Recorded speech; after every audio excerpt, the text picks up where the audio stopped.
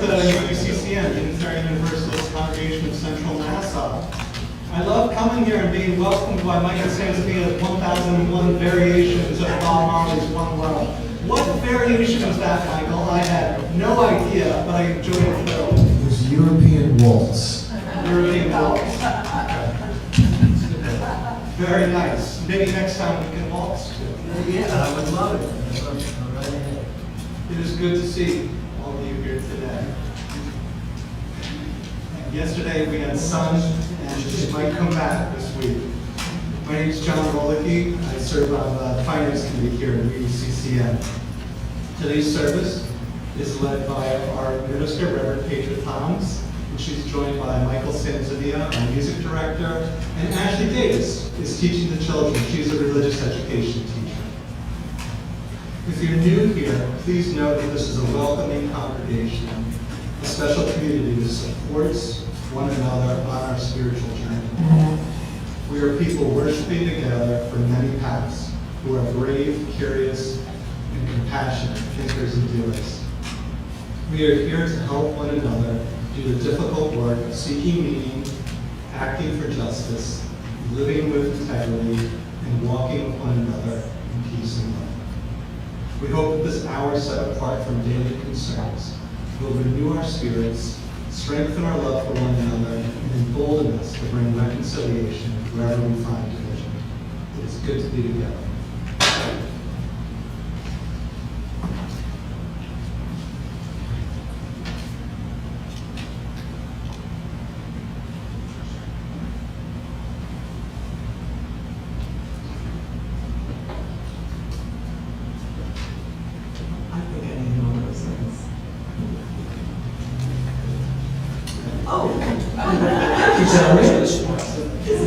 That's just amazing. I love that. Thank you so much.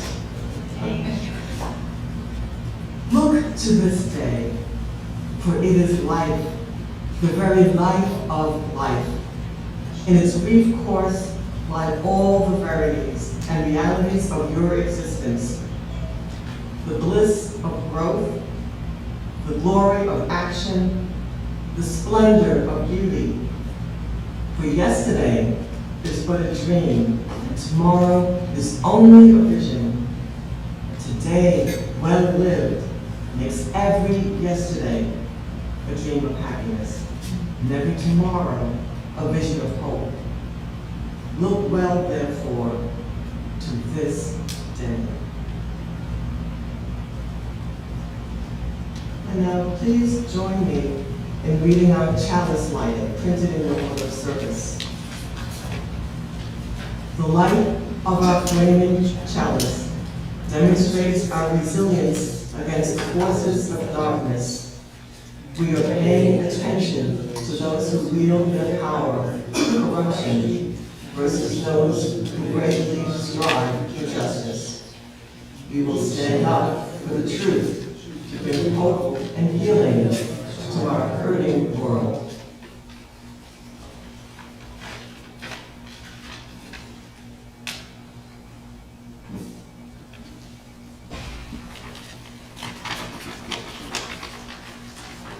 And we will read our land acknowledgement.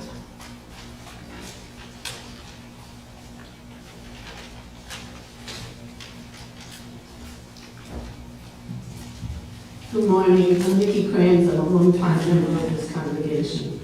For our land acknowledgement, we are here on the ancestral lands of America. We are here on Turtle Island to be caretakers, to gather in a good way, to be one with Earth's children in all their forms. Those of the straight lands, mountains and valleys, those of the rivers, streams and oceans and air, under the protection of Father Sky. Let this land acknowledgement guide us in our return to unity.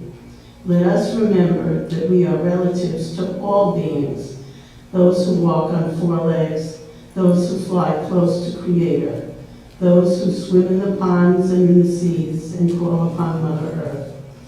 Let us honor all of the mammal people, the living green creatures that give us shade and food, the spirit energy in stones, boulders, and earth's crevices, and all of the created world. Let us live in harmony, practice kindness, and share our love for one another. Let love be the foundation for living the values of justice, equity, and interdependence. Thank you. And now please rise for our opening song, Standing on the Side of Love. It's 1014, and that little soft pound hand will be back there.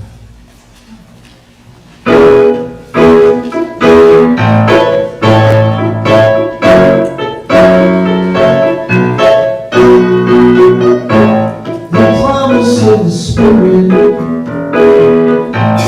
faith, hope, and love, and every soul is blessed and made whole. The truth in our hearts is a guide.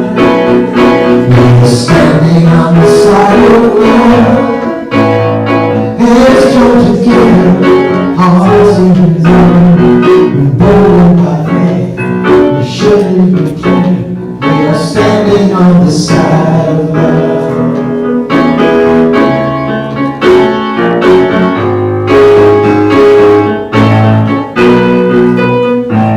Sometimes we've been lonely,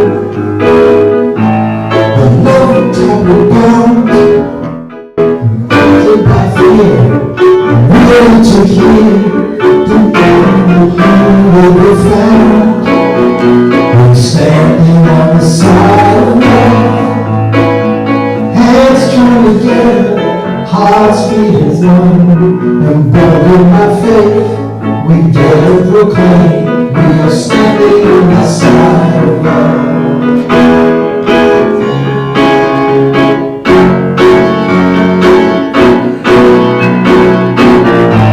A bright new day is dawning. Love will not divide. Filled with grace in every embrace. Filled with vision divine. We're standing on the side of love. Hands joined together, hearts beat as one. And bold in my faith, we dare to proclaim. We're standing on the side of love. We're standing on the side of love.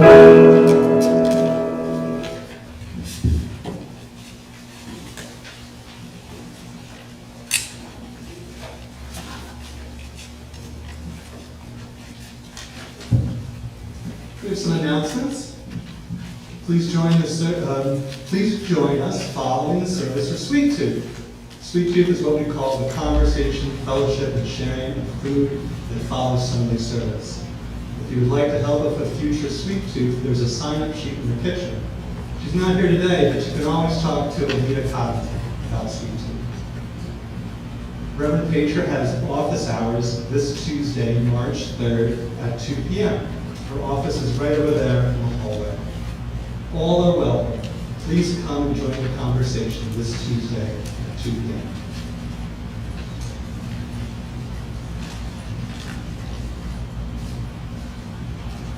The UUCCN Book Club will meet next. Now, I know I printed out the right one, and I must have picked up the wrong one.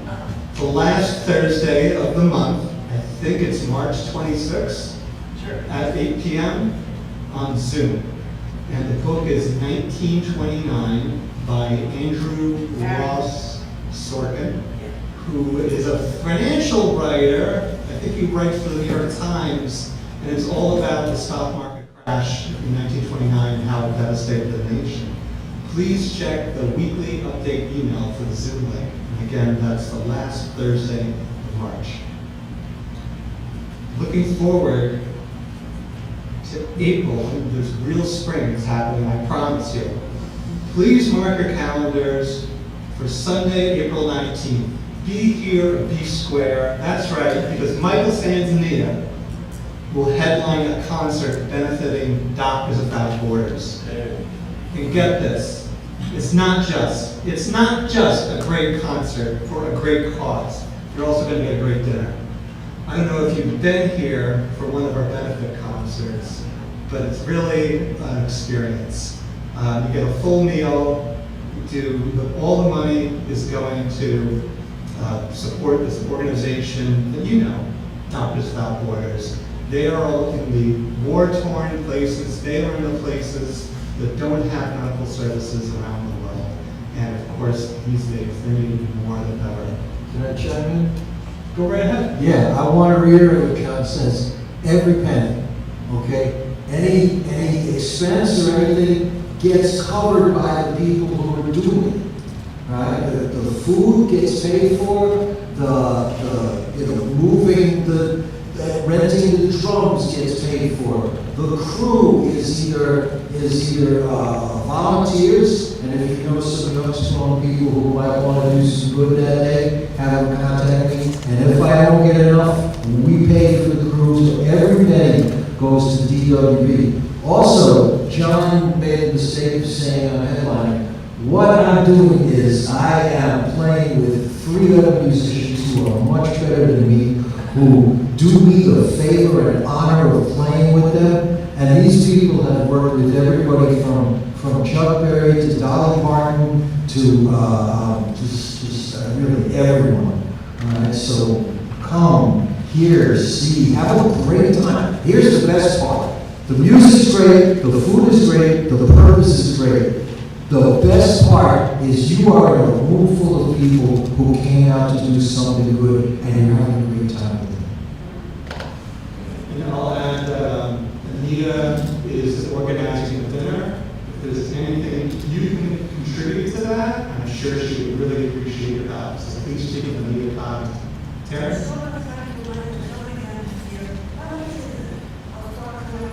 I don't know. What was the question? How much are we charging? It's $30. $30.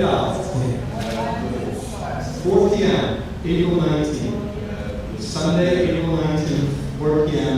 The $30 includes the dinner and everything. And the costume. All right. I mentioned volunteering a couple times in these announcements, but I want to reiterate. It's one of the things that makes our congregation special. It's the volunteering of our members and friends, helping in Sunday service, religious education, office work, cleanup, sweet tooth, putting away chairs. All of these things are ways to give back to this community, to build relationships with one another, find purpose.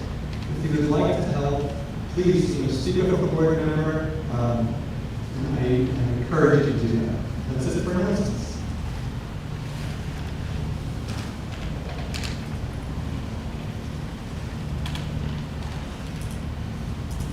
Join me now for our responsive reading of our Unitarian Universalist values printed in the center of the Order Service. Love is at the heart of our values.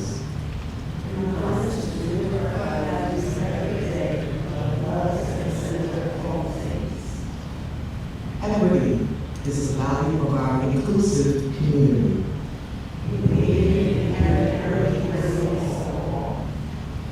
Interdependence teaches us we are all connected.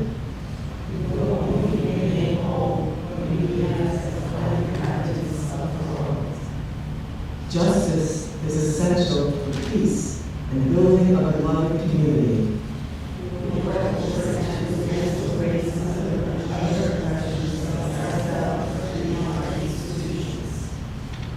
Generosity expresses compassion, gratitude, and hope. We will offer our aid, ourselves, and our resources. Pluralism encourages respect for diverse beliefs. It allows us to be curious and learn from one another. Transformation allows us to adapt to an ever-changing world. We are all in the world, we are never perfect.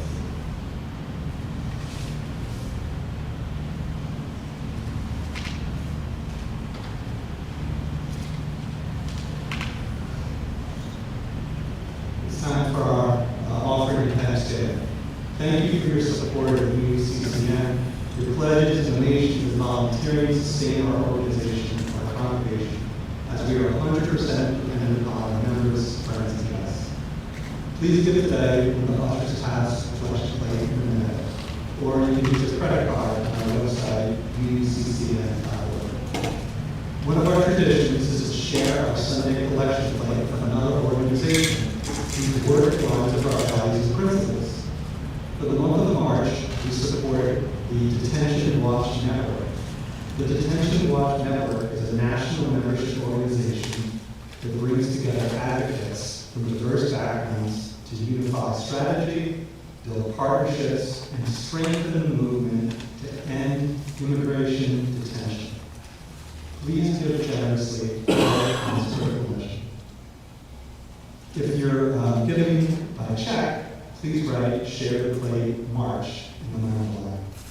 Thank you again to all of you who support our congregation. We are truly grateful and truly blessed by the generosity of our community.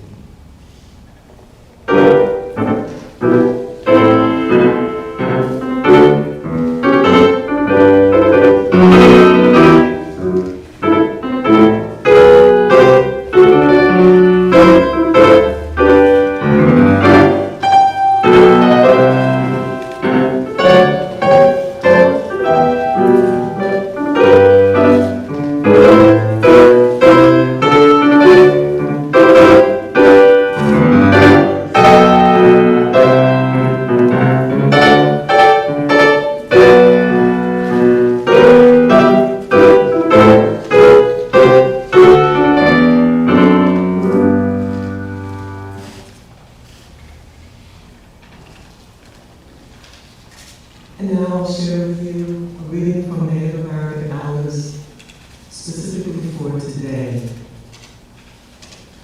I always find it amazing how it lines up with what I'm preaching, and I don't know what that is. But I do believe that spirit is operating, and so. If we have bad thoughts or poison in our minds, they will eventually show up in our bodies and in forms of headaches, pains, and stomach problems. It works this way because we are interconnected. Our minds and our bodies are one system. So when we start purifying our minds by prayer and meditation, we start cleansing our bodies by getting the right amount of sleep and developing good eating habits. Today, I'm going to observe my thoughts. Will my thoughts be clean today?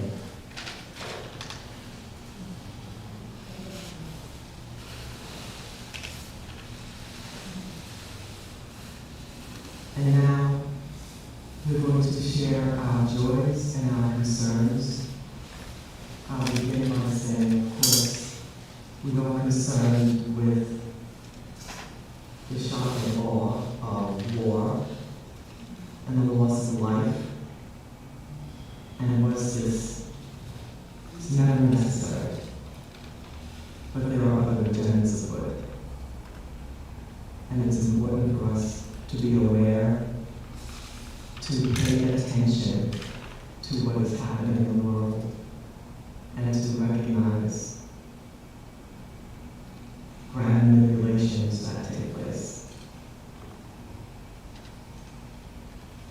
There should not be this loss of life.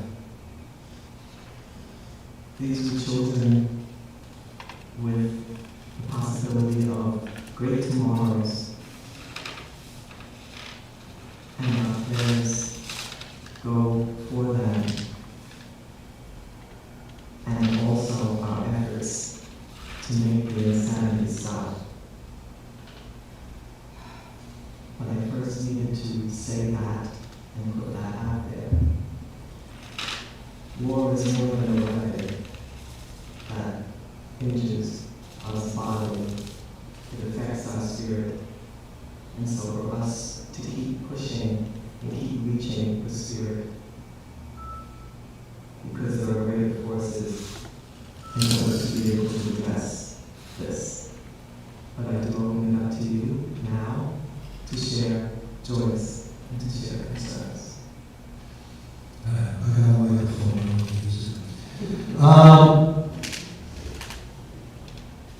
So here's my joy. In New York Langone Hospital yesterday, a baby was born. In Central Park yesterday, 2 young people fell in love with each other for the first time. Over at Delphi, somebody successfully defended their PhD thesis.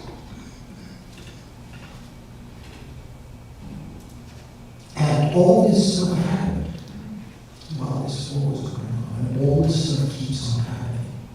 That's my joy. And that is the real experience. Yes. It's hard to accept yours this time, but we do have it's part of us.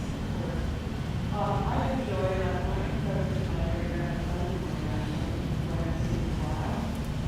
I enjoy when I go to a talent show where all these young people will hang out. And they get up on the stage and they perform. And you're so happy about it. That to me is so beautiful, so meaningful.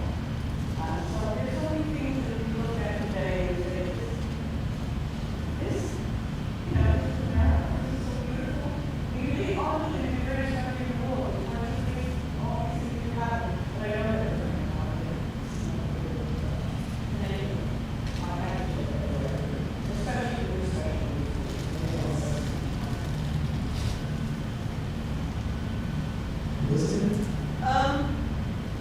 So I just want to show that my mom is moving to memory here on Wednesday. She's going to be in Atrium Breakneck. So, you know, this is good for her to be cared for. We have the resources to do this. And I just hope it goes well and we think things to adjust. So, I'm concerned about this. I wanted it to happen tomorrow, honestly, and it's Tuesday, Thursday, and Wednesday. So, hopefully, you know, at some point. And, you know, I think you're right, Michael, it goes on. I was at, one friend of mine was having a party last night. It's actually one of the reasons people are like for state assembly. And, I went out to go with me, and he's a little bit introvert. He's like, oh, we're political friends. And I was like, that's home. And he did great. And it was like, between having kids and pandemic, what a house party is, you know, and it was nice. And after a couple hours, we went, okay, we walked around Sunnyside and we found a restaurant called I Love Paraguay. And it's like really good Paraguayan food. So New York City is still New York City, and it just, I don't think it's go well with my mom. Tammy? I often go on I'm of an age where I am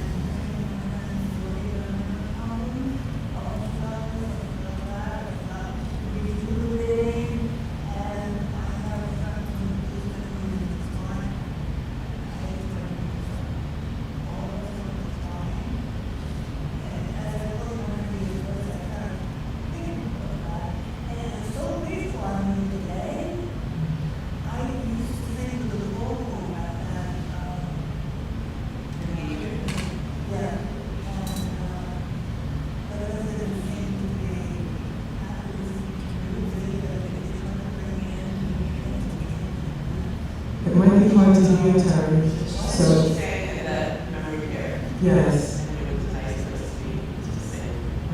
Thank you. I appreciate that. I didn't want to miss so much of what you were saying. It's also virtual people are hearing it. Yes. Okay. And my family is relatively well. My sister has cancer, is still battling. And while there's so much turmoil going on, this seems to be a little island of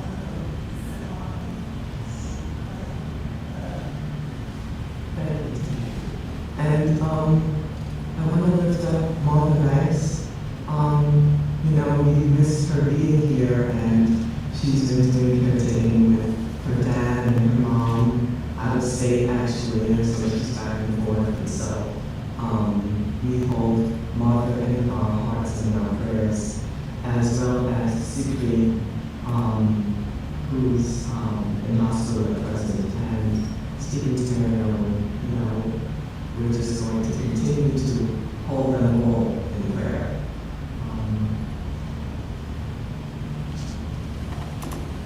Yes. It was a common news day today, that respect. And it's that nice sort of like when that show the snow and show that is doing everything all together. And then it segued to this 40-year-old grandmother. And for her, the story thing. And she brought up new joy, like, you know, really have to make a snow person and stuff like that. So I think it's a company that said that and get perspective. And one day when Hurricane Sandy hit, I was waiting for cover and I figured out she was over the fire car. While I was waiting, I made snow and Sandy today. I had a scarf and she had some of the morning beads and roll shoes. And I really had it there. So sometimes when you can't do it, no, the other thing that I feel about my show is some of the same houses on a kayak. And it's like prepping for a kayak. I will keep that in mind. I don't know that I will ever try kayaking, but I definitely keep that in mind. And it's doing some good here, okay? I was going to say grateful for the shovels, and I just found myself laughing as it was coming down. My neighbor was so perturbed. This is nothing that we can do about it. Eventually it's just going to melt, you know? But it moved easily. I was grateful for that. And you just do a little at a time over the top, and then the next thing you know, you see the blacktop. Yay, yay, yay, I did that, okay? You know, you take your wins where you can. Jay, Dave? Yeah, I just wanted to let you know that Anita is not here today because she's with her daughter in Pelham, where she's nursing her back to. She had a double knee surgery that went very successful, and she's back at home, and Anita's there being a caregiver. So she's fine, and She was so positive when I saw her. It's like, yes, I'm doing this. It's just like, you know, God bless, really. But she's on the other side of it now, so we're grateful. You know, for all those who have medical issues, and that's, you know, everybody from time to time, for everything that we're carrying, because we are all carrying a lot. Let us give ourselves grace. Let us give ourselves self-care. Let us recognize that we cannot do everything, but that we can do some things. I'm sorry, did you have? Oh, yes, you have some song.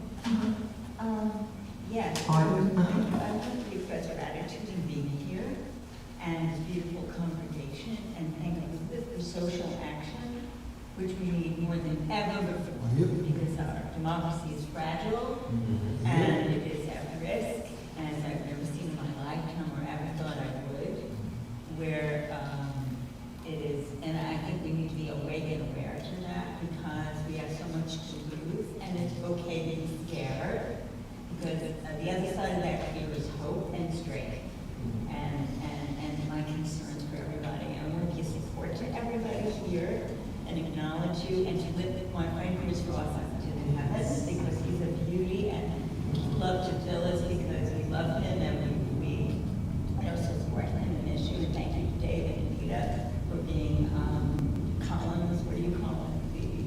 Not the backbone, you know, stands and pillars, and everybody else for being so beautiful and acknowledging the joys and great things. And I would love to be a stand for everybody here, and acknowledging the beauty and the pain, which also has on the other side of it joy, the fear, which has on the other side of it hope, and the beautiful things we can create together. Absolutely. Thank you so much for sharing.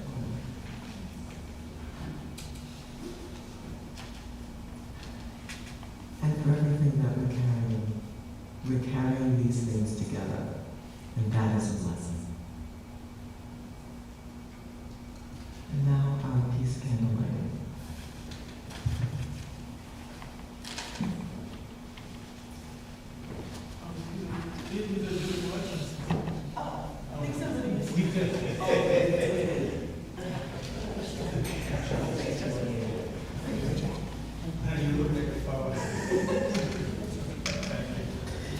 Good morning. My name is Elizabeth Gonzalez, and I'm the chair of the Worship Arts Committee here at UUCCN.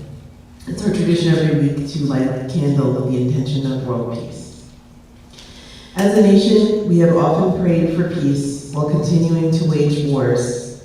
We love to stand for peace, but there can be no peace as long as we are compromised by greed and power. Peace must be more than a sentiment that we long for. Peace must exist with justice at its foundation. Let us make it so.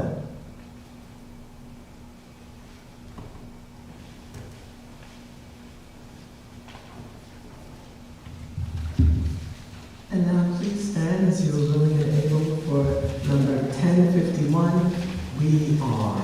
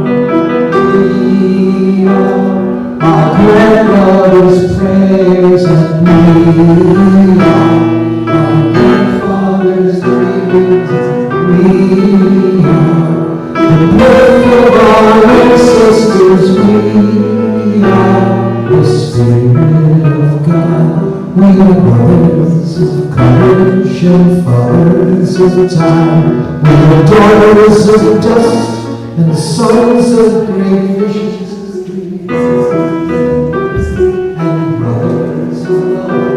We are lovers of life and builders of nations and seekers of truth and keepers of faith. We are makers of peace and the wisdom of ages. We are our grandmother's prayers, and we are our grandfather's dreaming, and we are the breath of our ancestors. We are the Spirit of God. For each child is born, a morning star rises and sings to the universe.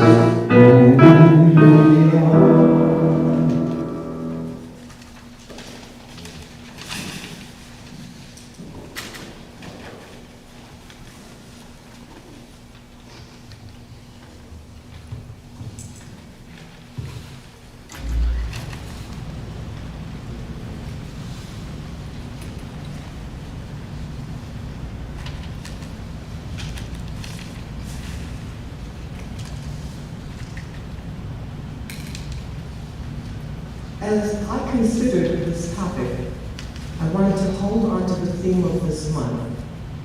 And this month's theme is paying attention. This is a sensitive subject, one that people shy away from because it reveals intimate details that can be triggering, which means provoking deep memories, even traumatic experiences. It is a topic wrapped in blame and shame in our society, and so we do our best to avoid it. But you know that in my ministry, I hold to my responsibility to tell you the truth. I am doing that with this topic because it is all over the news about bringing justice for the survivors of sex abuse. women who were trafficked by rich and powerful people, mostly men who did so with the aid of women in a twisted network of debauchery. I'm also paying attention to how this will land on you. You are my people, and you are in my care. And it is also with that in mind that I share this with you, and I ask that you take care of yourself if this is triggering for you. In our lives, we have many experiences, those we remember, those we share freely, and those that we bury. So let us pay attention to the ways in which our world has worked. And the title of this is When the King Calls versus Women Knowing Their Worth. One of my favorite people on TikTok is Reverend Joseph Yu. He's so cool. He's an Episcopal minister. And I'll share with you his take on David and Bathsheba. This is in 2 Samuel verses 11 to 14. Now in the season of war, the king goes into battle with his army. However, King David stayed behind. From his palace rooftop, he spies a woman bathing and is taken with her beauty. He inquires after her, and his servants inform him that she is the wife of Uriah the Hittite, one of his generals who was fighting in battle. David sends for Bathsheba, so she goes to the palace. Given the power dynamic, he is the king and she is a subject. What takes place can only be considered sexual assault. In the scripture, it is noted that she does not speak. She is voiceless. She returns home and sends word to the king that she is pregnant. David then devises a plan for Uriah to return home so that he would be with his wife and think that the child was his. Uriah returns to the king, who insists that he go to his house, but Uriah refuses. He is a general and believes he must not enjoy the comfort of home because he is focused on supporting his men and winning the battle. The king tries to get him drunk, but Uriah sleeps it off in the servants' quarters and does not return to his home. The king then sends Uriah to the front lines, where the fiercest fighting takes place, and Uriah is killed.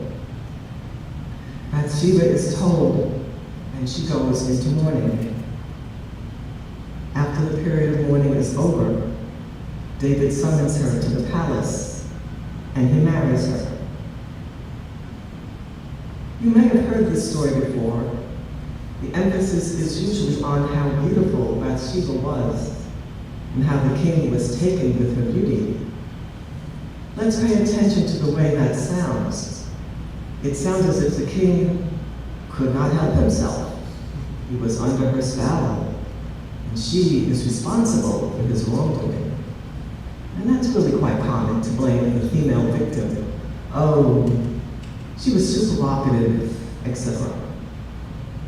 But we are paying attention. Even the way the story is portrayed, David and Bathsheba. It is titled as though they were a couple. Actually, that makes as much sense as saying Prince Andrew and Virginia Guthrie were a couple.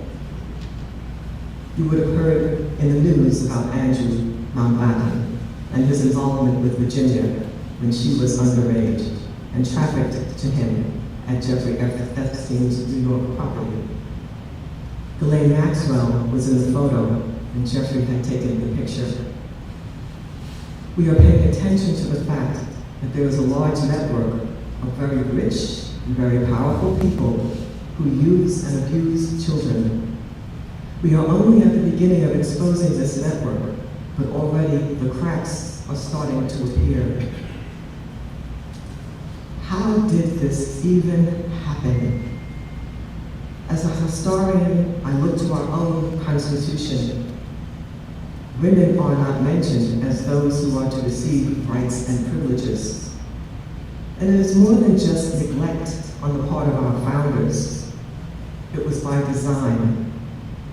They brought with them the same power dynamic that existed in Europe. Women were treated like children. They were to be looked after by their fathers, their brothers, their uncles. They could be bartered off, sold off, and only had agency if they had titles and money. Respect was then given because of their worth. In the colonies, the same rules applied. And yes, women have made great gains, but still, the trappings of patriarchy still rule. And many of you can remember when women were not allowed to own property in their own name and open a credit card by themselves. And then what about the children? It is only in recent years that a tremendous amount of advocacy that the issue of child brides was being handled. Most states had passed laws only in the last decade to prevent child marriages happening below the age of 16, 18 in some states. Prior to that, it was common in 34 states for children as young as 14 to marry, and it was usually to elderly men, even in their 70s. These girls would not be allowed education, health care, and most often suffered domestic violence in the home. What was particularly disturbing about these arrangements was that their parents consented to it and sometimes sold their daughters off. And if the parents gave consent, there was nothing the child could do. If we are paying attention, the attacks on women's rights to health care are designed to destabilize our agency and take us backwards. So is the attack on education and removing the title of professional from certain types of positions that serve the public. Social workers, therapists, teachers. These positions are also mandated reporters, those who have exposed abuse and predators. Removing the title professional gives protection to abusers. And it's taken quite a long time to put those protections in place. I remember going to mandatory training on reporting abuse, and I take that role very seriously. It had helped several of my students in middle school to get relief from traumatic experiences. And so, in reading Virginia's memoir, I paid attention to how her childhood began. Healthy and happy, until gradually it wasn't. How her mother was loving to her until she stopped and her father began abusing her. She had no recourse, which made her angry, sullen, and then eventually rebellious. Then she was placed in a corrective program, which only abused her further, and she would escape and be returned numerous times. When she was finally successful in escaping, she found herself in the clutches of another abuser. When she returned home, she tried to fix her life. She was only a teenager. At 17, her father got a job working at Mar-a-Lago, and the opportunity for her to work there was seen as a good thing. That was where, through Ghislaine Maxwell, she met Jeffrey Epstein. He showed her a picture of her younger brother and let her know that he knew where he went to school. This threat was what made her stay. She knew that terrible things happened to those who defied him and Ghislaine Maxwell. The abuse continued, and then she was trafficked to other people, and I'll spare you the details. They so trusted Virginia that they allowed her request to be trained as a real masseuse in Singapore for 2 months. This was in exchange for her agreeing to help them with a special project, which if you're going to read the book, I'm not going to tell you what the project was. While there, she met a young man who she felt was her soulmate. He saw her and believed that as well. Now I will tell you, I have many times wanted to not do this topic. I felt it was just too difficult to relay, but something in her memoir made me commit to it. The young man, Bobby, told her that he had met with a medium, had a session with this person who was a medium, who said he would meet his soulmate. And his medium described in detail exactly what Virginia looked like. Her hair, her face, everything. The name of the medium was Petra. Okay, that doesn't happen. I've been a long time and that just does not happen. Okay, I guess I should go ahead and preach on this topic. I will be paying attention to how I could tell it now that my name was mentioned. And after 10 days, Virginia and Robbie got married. And a wild adventure for them to get to away from where they were. And after they were married a couple of years, they became parents to 2 little boys.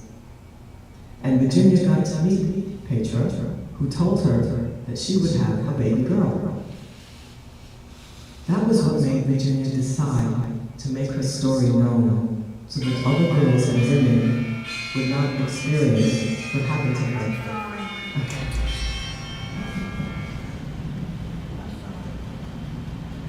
She wanted Jeffrey Epstein and Ghislaine Maxwell to be punished for their crimes against women. She also wanted those who survived to join together and fight for justice in themselves. And I'll share a little bit of what Virginia says.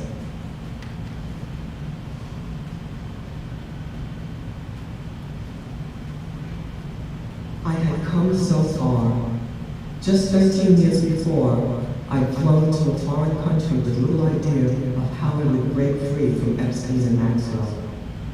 Now, not only had I liberated myself, but I'd also fortified my resolve, transforming from a skittish teenager who wished only to disappear into a strong woman whose name and face were becoming linked in the public sphere with the idea that victims should hold their abusers to account. But when my critics took aim at my ability to parent my children, that pushed me to a new level of ferocity. I built a family with Robbie. I drawn a line with my father. I unpacked some of my worst baggage with therapists and helped with my lawyers. I put names to some of my abusers' faces, faces that I could still see as clearly as when I first laid eyes on them. I've also taken first steps toward joining a growing community of women who survived Epstein and Maxwell's abuse and who were adamant that this twosome and others in this circle pay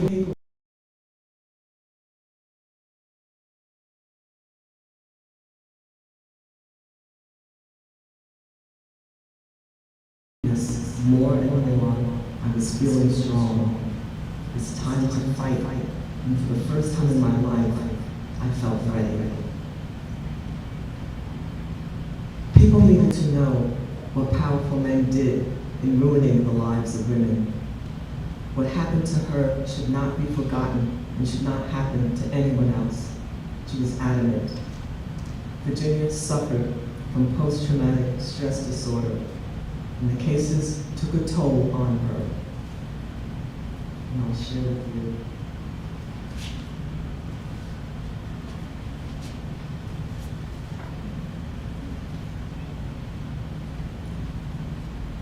What her husband had said. Robbie was watching me, and he could see I was coming apart. When someone comes home from fighting a war, they heal, they get therapy, they put distance between what happened to them in combat and their present-day lives. And every time you relive what happened to you, it's as if you were still in the battlefield. How are you supposed to get better if you never come home from war? He was right. I had told myself that In order to fight for justice, I had to keep spreading the word about Epstein and Maxwell. But spreading the word meant reliving my horrors, and that ate away at me. This is the only way I know of keeping the pressure on, I told Robbie tearfully one night. He knelt down in front of me then. I'll never forget this, and took my hand in his. Remember when I asked you to marry me, how I told you I'd have your back until we die? Well, this is me having your back. You are running on fumes. Your publicity schedule is affecting your health. It's affecting your family. I understand why you've given all these interviews. I really do. But honey, it's killing you, and it's killing me to watch. My husband saw more clearly than I saw myself. I was burnt out.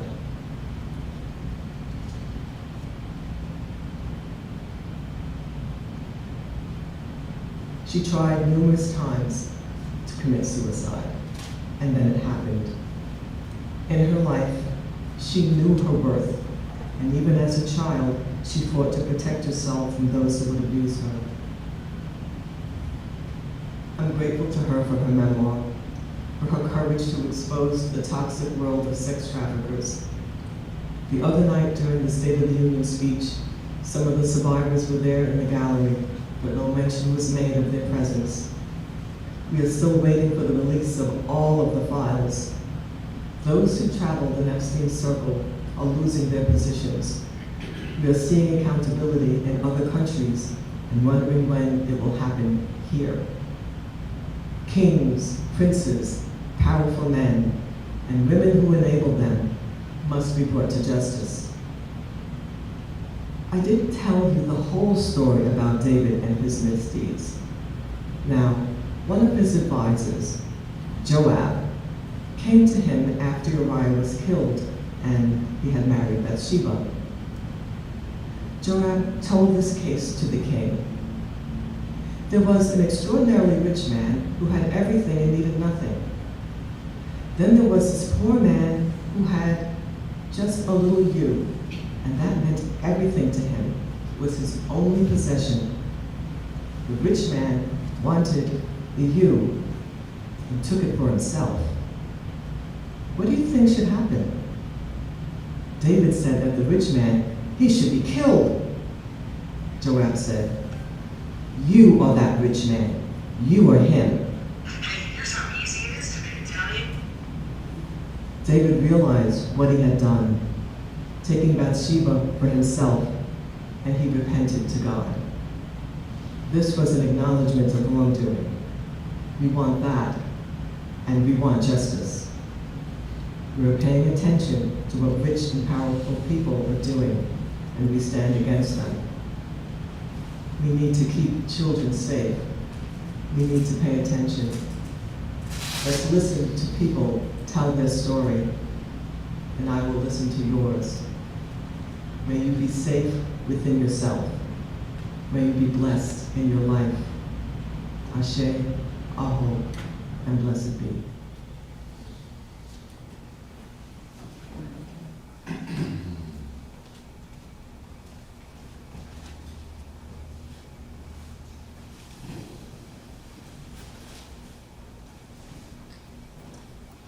Strive to be resilient. It is possible to hold on to faith that the arc of the moral universe bends towards justice. Keep going at it. Know that we can do hard things. We can stand for justice. We can believe that good things can happen, that lives can change. We can do it and not necessarily burn ourselves out. So please look to take care of yourselves. It is possible for justice to happen, and we will remember to work together to make it so. Our last song is number 1074, Turn the World Around.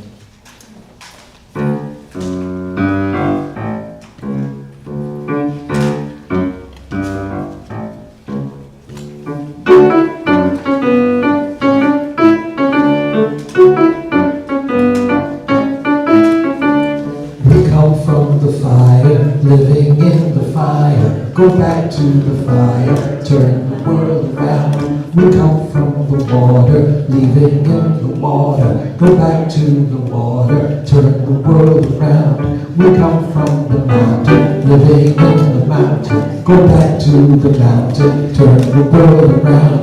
Whoa, such is life. Whoa, such is life. Whoa, such is life. Whoa, such is life.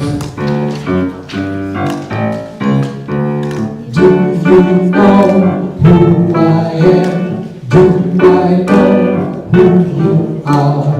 Living one another clearly. Do we know who we are?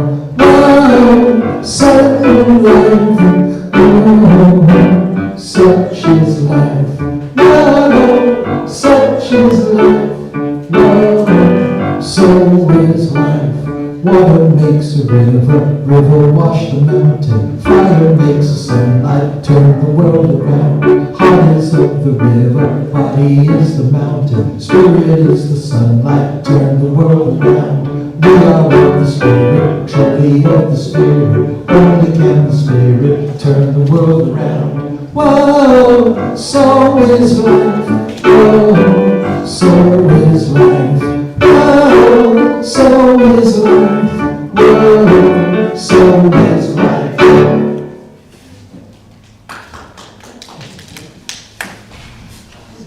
We extinguish this flame, but not the light of truth. And we hold up the stories of those who survived terrible things, knowing that if we know and understand their truth and spread the truth, we can make those things stop. We can bring justice to those survivors. We look for the warmth of community and the fire of commitment, and we carry these in our hearts until we are together again.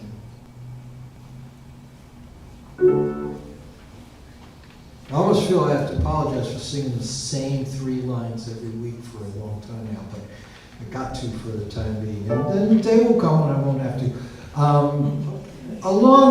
And speaking of which, there is a long tradition of when powerful people die, composers writing a requiem to commemorate the death of this powerful person. And I am prepared. So I've already written one. Okay. So if you're curious, you can go to YouTube and type in my name and Anticipated Requiem. I think there's 2 versions up there. The live one is better. So if you want to listen to the Anticipated Requiem, it's there. Meanwhile, join me in singing the line that you know so well by now. I can't be singing louder than the lies when I'm gone. Can't be singing louder than the lies when I'm gone. I can't be singing louder than the lies when I'm gone. So I guess I'll have to do it while I'm here.